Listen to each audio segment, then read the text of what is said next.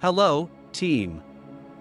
Today, we're going to focus on critical safety practices for handling hazardous chemicals, especially on understanding OSHA's Hazard Communication Standard, or HCS. If we all know these standards, we can protect ourselves and reduce risks from chemical exposure at work.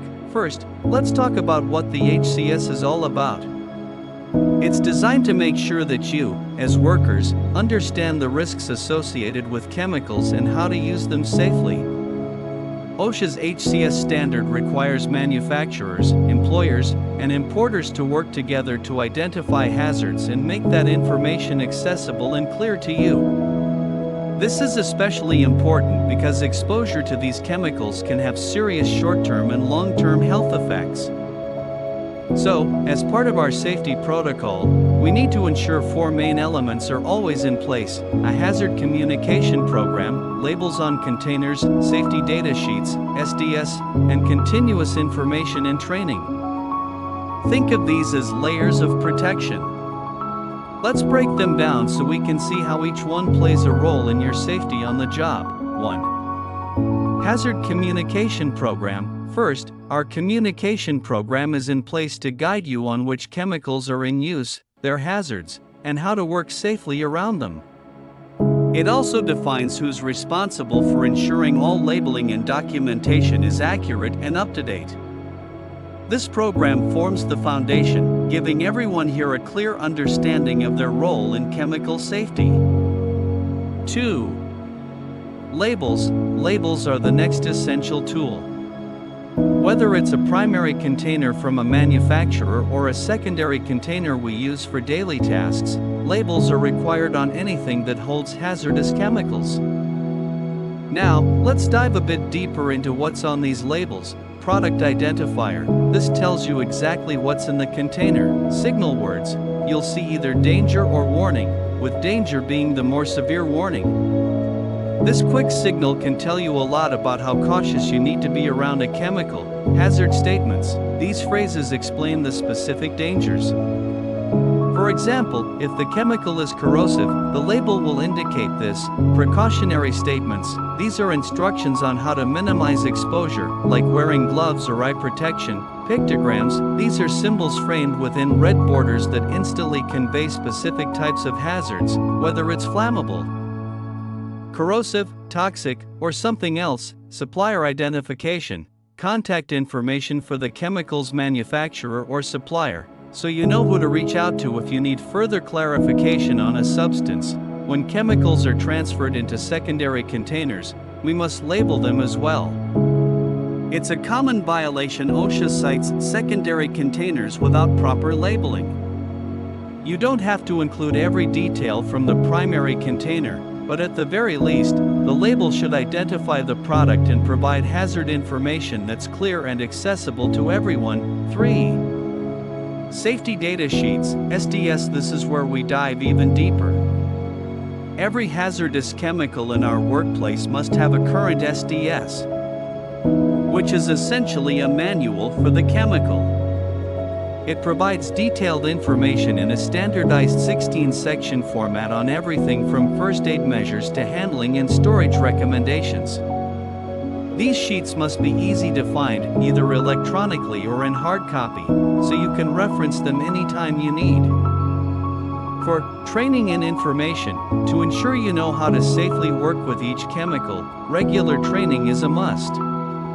Training covers not just what chemicals are in use but also each chemical's effects, exposure limits, and what steps to take in case of an emergency. This way, you're not just following instructions, you understand the why behind the guidelines. Now, let's talk about global harmonization. OSHA's Hazard Communication Standard is now aligned with the United Nations Globally Harmonized System, or GHS. This alignment means our labels, safety data sheets, and training protocols are consistent with global standards. It helps everyone recognize hazards with a universal system. No matter where they're from, in the GHS, hazards are grouped into 3 categories: physical, health, and environmental. Physical hazards. These are properties that can cause harm through explosions, combustion, or reaction.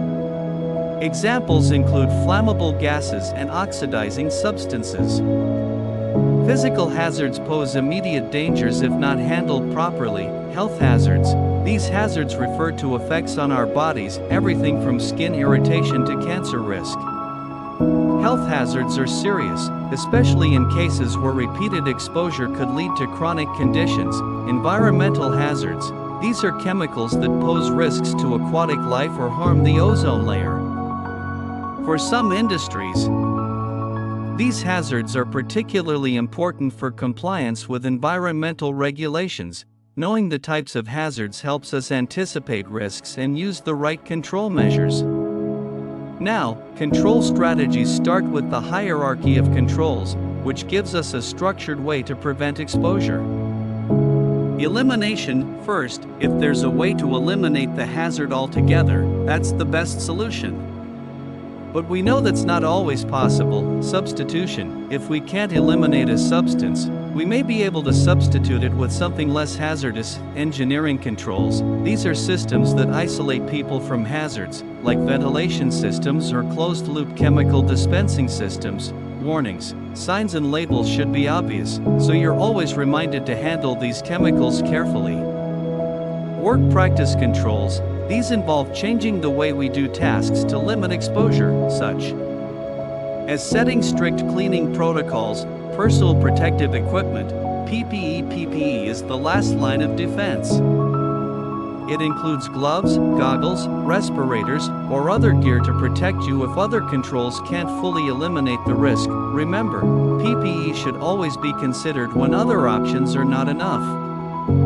It's your immediate physical barrier, but we prefer strategies that remove or reduce the hazard entirely. Now, let's look at container types and labeling requirements. Primary or shipped containers, which we receive from suppliers, must have comprehensive labels. But when we transfer chemicals into workplace containers, we create secondary labels. If it's a portable container you're using right away, it doesn't need a label. But if it's set down, it must be labeled. For stationary containers, like large tanks or hoppers, we use labels or placards, and sometimes even signs near the containers to meet OSHA's labeling requirements.